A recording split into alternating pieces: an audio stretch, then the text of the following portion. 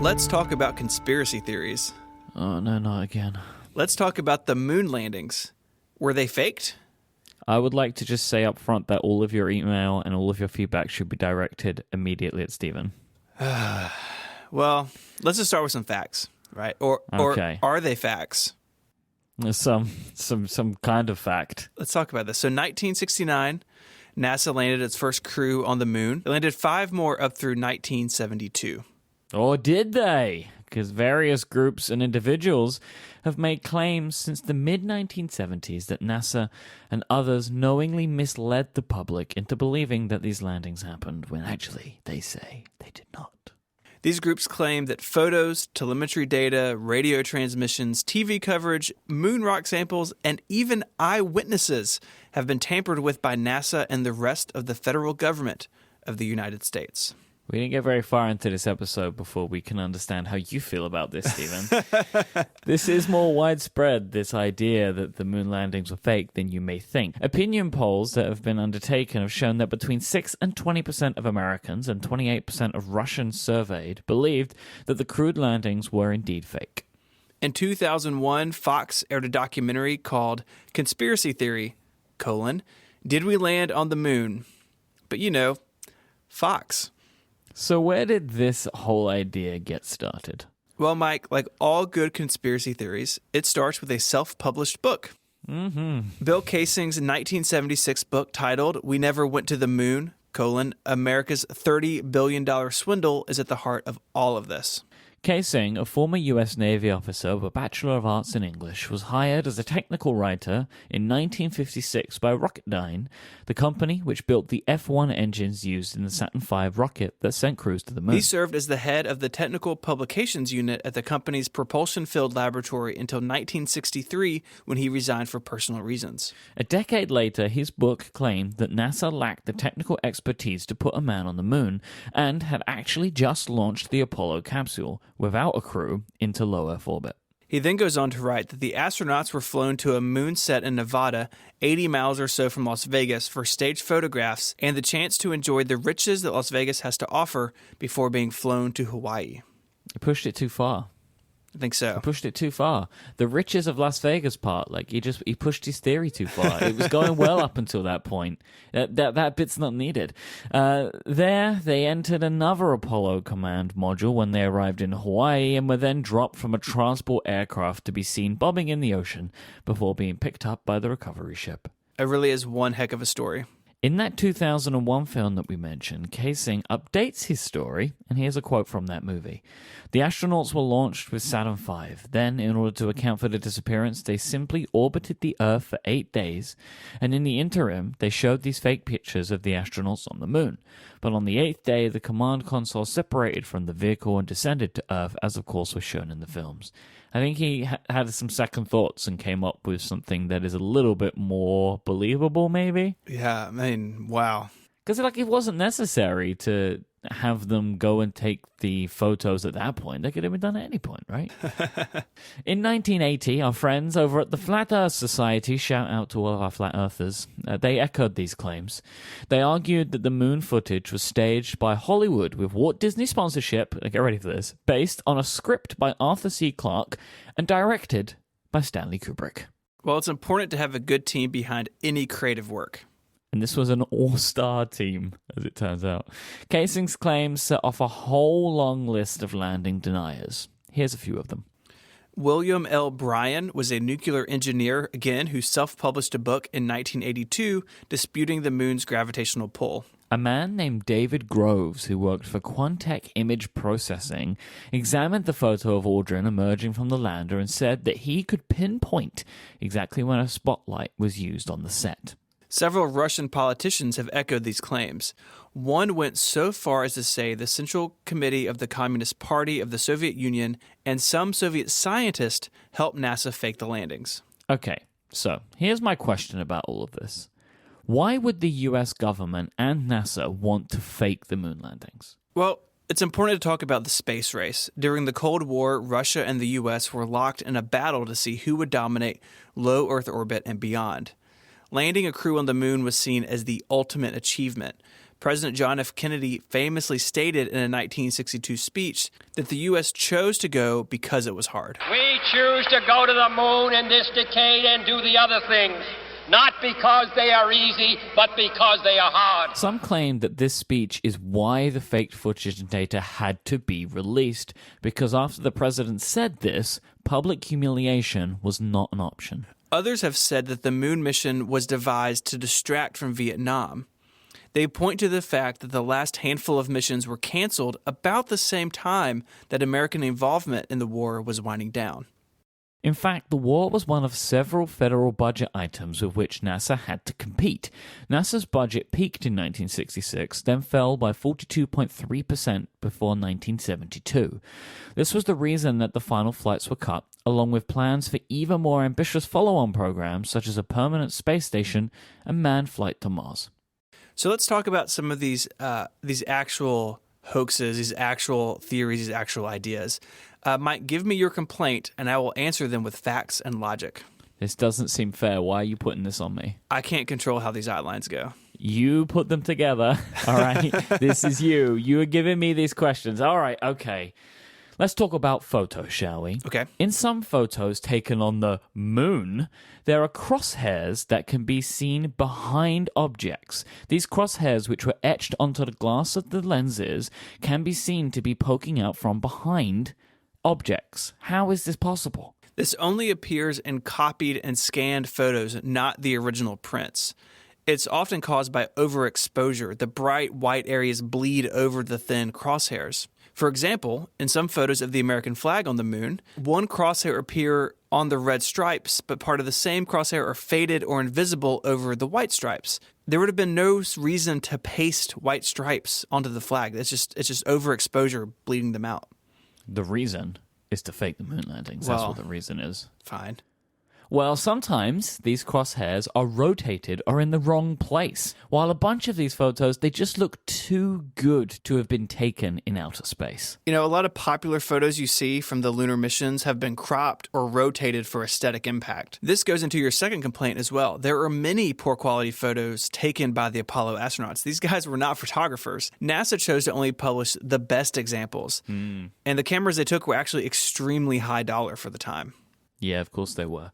There are no stars in any of the photos. There's stars in space. The Apollo 11 astronauts also claimed in post-mission press conference to not remember seeing any. Have you ever seen stars in space, Stephen? There's lots of them. Well, all landings took place during the lunar daytime. The stars were outshone by the sun and by the sunlight reflected off the moon's surface. If you go outside today, it's a nice sunny day at home. You can't see the stars in the sky. This is made even more true because the astronauts' eyes were adapted to the sunlit landscape around them, so they couldn't see the relatively faint stars. Likewise, the cameras they were using, which we just talked about, were set for daylight exposure and cannot detect the stars.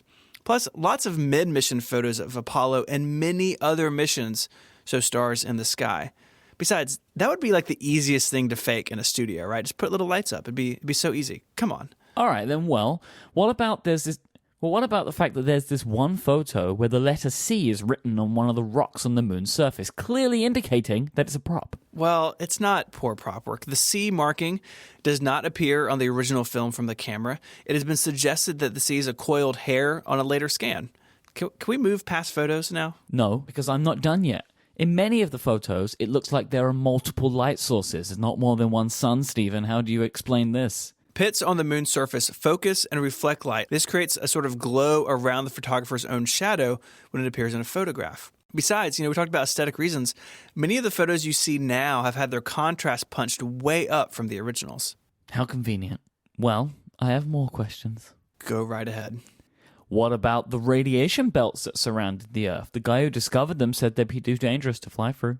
That's true. Dr. James Van Allen did voice concerns about going across these radiation belts, but the command module was moving very quickly across the bands and was on a path designed to lessen radiation exposure. In fact, the total radiation received on the trip was about the same as allowed for workers in the nuclear energy field for a whole year of exposure, and honestly not much more than what the space shuttle astronauts received. Well, let's talk about the flag then. I mean, if we put aside the fact that NASA decided that they needed to put a flag of the United States into the moon. We got there first. Yeah, sure. The flag yeah, sure. Well, that's what they'll say, isn't it? The flag placed on the surface by the astronauts fluttered despite there obviously being no wind on the moon. This suggests that it was clearly filmed on Earth, and a breeze maybe came through the studio door and caused the flag to flutter. So the flag was fastened on sort of an inverse L-shaped rod. It didn't hang straight down from like on a flagpole. The flag only seems to flutter when the astronauts were moving it into that position. And remember, there's very thin atmosphere on the moon. So without air drag, these movements caused basically the free corner of the flag to swing like a pendulum for some time. The flag was rippled because it had been folded up during storage, and these ripples and this movement, they look like movement a little bit, but it's just them putting it into place. Videos show that when the astronauts let go of the flagpole, it vibrates briefly, but then remains still. Oh, you just have answers for all of these, don't you? I do, actually. Well, all right then. In the video, the lunar lander takes off at the end of the so-called moon visit, and there's no flame. What is it, some magical hovering lunar lander? How does that happen? So the propellants used produce a nearly transparent exhaust. If you look at pictures... how convenient, how convenient. Oh, there was no flame. It was a see-through flame developed by NASA. So if you look at pictures of the American Titan II rocket, it actually uses the same fuel. And here in our own atmosphere on Earth, this exhaust is extremely transparent. This effect is exaggerated on the moon because it's in a vacuum. And the plume spread out very quickly as it leaves the engine nozzle, further lessening their visibility. Finally, I've got lots of answers to this one. Rocket engines often run rich to slow internal corrosion. On Earth, this excess fuel burns off in contact with the atmosphere, enhancing the visual flame. But this, again, doesn't happen in a vacuum. A bunch of the Apollo 11 tapes are very conveniently missing. For being the most important mission of the space race, one of the most important things in human history, you think NASA may have actually tried to hold on to them. So you're talking about the tapes of the television broadcast. This footage was recorded from Apollo 11's slow scan television camera in a RAW format, and they backed up this data onto a data tape, just in case the TV broadcast had failed. In real time, the broadcast had to be converted into the NTSC format, which degraded the video. Now, in 2000, it came to light that these tapes had been misplaced, and NASA started looking into it. They concluded that the data tapes, again, these backup tapes, were shipped from Australia, where they had been gathered to NASA's Goddard Space Flight Center, and then routinely erased and probably reused a few years later. Australian backup tapes were also erased after Goddard received the reels, following the procedures established by NASA. Lost does not mean they never existed. If we just take one quick aside here for a second. How did this happen? Right? This is just... It's a bad policy. It's a bad policy. This is just stupid, right? Like, how did they not keep all of that? I cannot understand why they didn't keep it. It's like, nah. It's fine. It's not important. We need the tapes. We've got security footage to film. Just so strange. It is, it's puzzling and troubling, but yeah, it seems like they were just reused. All right, well, there's no way all of those moon rocks are really moon rocks. Like, meteorites can land here from the moon and even Mars. That's true. However, the first Antarctic lunar meteorite wasn't found until 1979, and it wasn't even recognized as being lunar in origin until 1982. Furthermore, these lunar meteorites you talk about, they're exceedingly rare, and it's unlikely they could account for the 380 kilograms of moon rocks that NASA gathered between 1969 and 1972. Only about 30 kilograms of lunar meteorites have ever been found across the Earth's surface. And this is like private collectors and governmental agencies worldwide searching for them for decades. That may be fine, but a bunch of people who could have blown the whistle are now dead, probably killed by the government. You're only supposed to be pretending to believe this stuff, right? So the list you mentioned has several astronauts and pilots on it. 3 died during the Apollo 1 fire, and a couple others were never even associated with the lunar missions. And most of them, because they're pilots, there's a lot of aircraft accidents on there. In reality, those number of deaths actually mirror the losses, more or less, seen in the USSR space program at the same time. It was just a dangerous field to be in. All right, I've heard enough. You've made a believer of me. I'm glad to hear that, Mike, but not everybody does. Like we said at the top of the show, not everyone buys into this. In a 1994 poll by the Washington Post, 9% of the respondents said that it was possible that the astronauts did not go to the moon. Another 5% were unsure. I mean, it is possible. Like, Yeah. that's a strange question. Like, of course it's possible. Everyone should agree that it's possible, right? Yeah. I don't know. That's such a weird question to ask. It is. In 1999, a Gallup poll followed up on this and said that 6% of Americans surveyed doubted the moon landings ever happened, and 5% of people just didn't have an opinion. A poll conducted in the year 2000 by the Public Opinion Foundation in Russia found that 28% of those surveyed did not believe that the American astronauts landed on the moon. And in 2009, a poll held by the United Kingdom's Engineering and Technology magazine found that 25% of those surveyed did not believe that men landed on the moon. So, as a space nerd, this seems really cut and dry to me. But, I mean, clearly people don't believe it. I think the reason this is so contentious is there are some really good, plausible reasons why this could have been faked. The Cold War, the motivations of the Cold War and the space race make this a plausible thing. And I think that's why people believe that it's possible.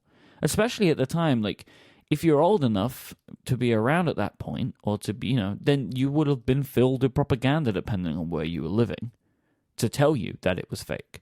It's something that I've turned it over in my mind a lot, because I think there are decent arguments on both sides, albeit science does tend to trump, right? Like, there's good scientific answers to a lot of these things, but I think part of the problem is most people don't understand the science. Sure. Right? Like, the answers that you're giving, like, they don't really make sense. You could just be making this stuff up. I can't check it. And I think that's one of the reasons why this is such a thing. And I do personally believe that NASA went to the moon, right? But it isn't something that I haven't thought about, because, as I say, like, there are very strong reasons why they could have faked this, or why they would have. And I think more than anything, one of the main reasons I do believe it, I just don't think there's any way they would have been able to keep it quiet. It's a huge secret. It's a huge secret to keep It's quiet. too big. It's too big. It's too big a secret. It would have gotten out. There would be some proof. Yeah. Well, if you want to learn more about moon landing conspiracy theories, about Bill Kaysing, about our friends of the Flat Earth Society, we'll have a link to that episode as well in our show notes. This week you can find them at relay.fm/ungenius/23. You can get in touch with us there as well. There's an email link. Send us your show suggestions. A lot of our topics come from you, the listeners, and it's a lot of fun to see what you're finding on Wikipedia. You can get in touch with us directly as well. Mike is on Twitter, IMYKE, and you can find me there as ISMH. And until our next conspiracy theory, Mike, say goodbye. Goodbye. Adios.